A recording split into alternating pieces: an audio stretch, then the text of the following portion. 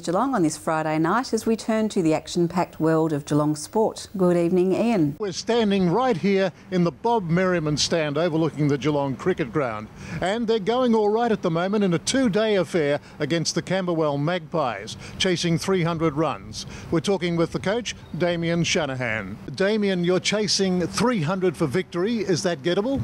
Yeah, absolutely. I think obviously we lost a late wicket on Saturday night, which was unfortunate. But, you know, we bat well and we get it fairly even conditions like there were last week. 300 should be gettable very much so at Camberwell. Well, your batsmen have been doing well so far this year, perhaps a little bit spasmodic, but still making scores. Yeah, we've had a couple of probably inconsistencies. I suppose one-day cricket can bring that, and probably with weather and so forth, and pitch conditions. But you know, we're looking at this weekend as a great opportunity for our next 5 or 6 batters to really make a statement and build partnerships, and you know, really expose Camberwell's bowlers with some really hard batting, and obviously bring home some big scores and chase down 300. Well, you're wearing 2 hats at the moment, Damien. Very busy, and perhaps a challenge for you to be involved in the Melbourne Renegades 2020 cricket team. Oh, it's a great opportunity. Obviously the Renegades is going to be fantastic, and we've got a practice game down here, and we've got a training camp down here on the 13th and 14th and 15th of December, which is going to be fantastic for the cricket club and fantastic for the local community to get behind, and for the young fellas around the district in cricket to come down and watch, you know, the likes of Sean Tate, you know, Aaron Finch, Brad Hodge, Andrew McDonald, Afridi from Pakistan, you know, applying their trade in a full-blown scale practice game down here on the 14th of Wednesday, the 14th of December. Well, thanks for that, Shannon. Now, we've got a big one happening on the weekend in the world of stair climbing. Eureka Tower in Melbourne. And if there's a man who can do it and do it well, it's Steve Bentley, super athlete.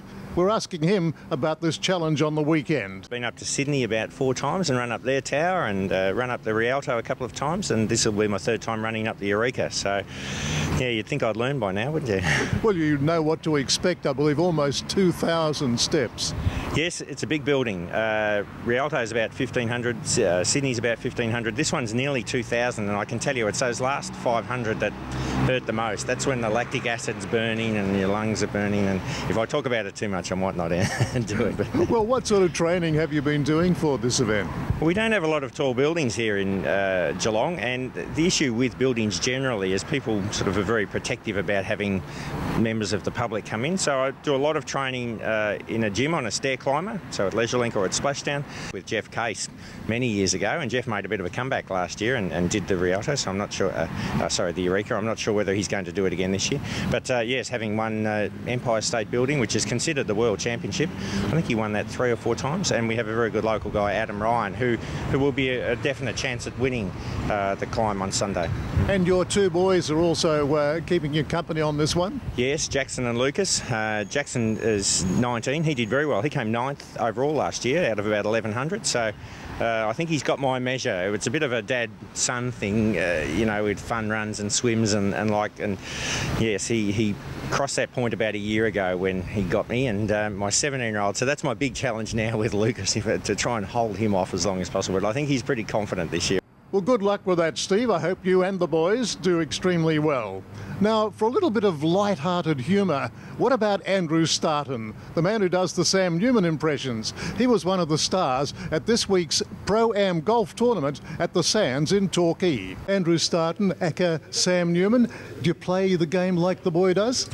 Geez, I wish. I was terrible today. But we played well as a team, so that's what it's all about. We've shot a pretty good score. We'll have to find out and see what the results say, though, so compared to the rest of the field. But no, we played all right. But, I think Sam Newman plays off about 3 or 4, or has done in the past. I'm off about 16 or 17, so nowhere near him. And those pants, of course, that we've seen some here today too. Oh, horrendous. Ian Cover, I think, was wearing the worst outfit today.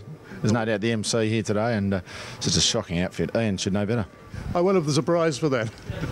Oh, look, he's got to win something wearing that. I mean, it's an atrocious outfit, but so yeah. And Geelong icon Ian Cover, the could-have-been champion, was also at this big day for Give Where You Live. Well, we weren't sure about contractual arrangements allowing us to talk with the man, Ian Cover, but he's kindly donated his time to Channel 31 this time. Only too happy to do so, Nico. Great to be here and lovely to have you here covering the event.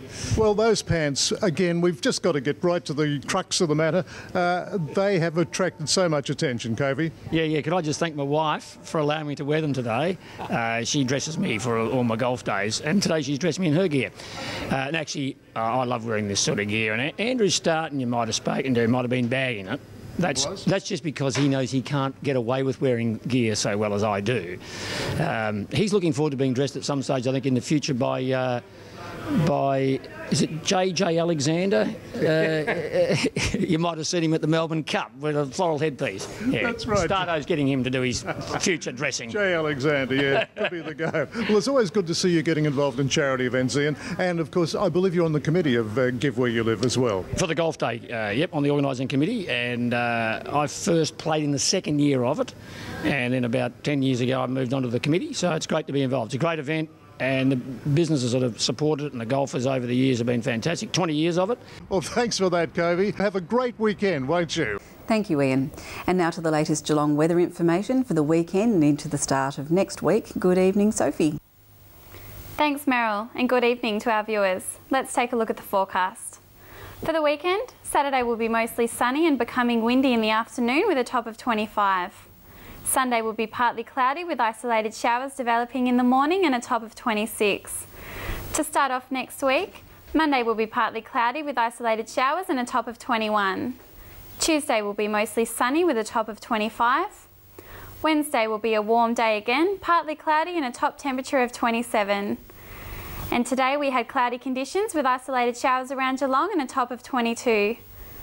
That is the weather outlook for the next few days. Have a great weekend, and it's back to you, Meryl. Thank you, Sophie, and thank you for joining us on Remembrance Day, the 11th of the 11th, 2011. I'm Meryl Friend, and from all the team at News Geelong, have a good night and a great weekend.